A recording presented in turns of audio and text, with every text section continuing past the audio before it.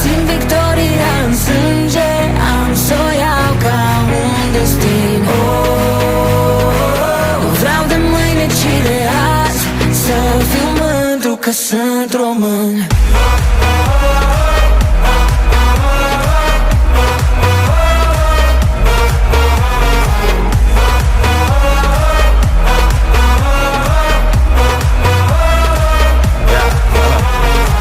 Sub același tricolor, mii de voci la unison, cu sufletul de campion. Văd o mână sus, apoi văd un stadion.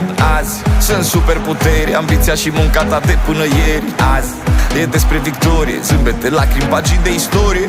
De la Cluj la București, la Craiova și Constanța, din orice parte a țării ești. Românii nu pierd speranța, de la extaz la agonie, până în ultimul minut, iar fără poate sau dar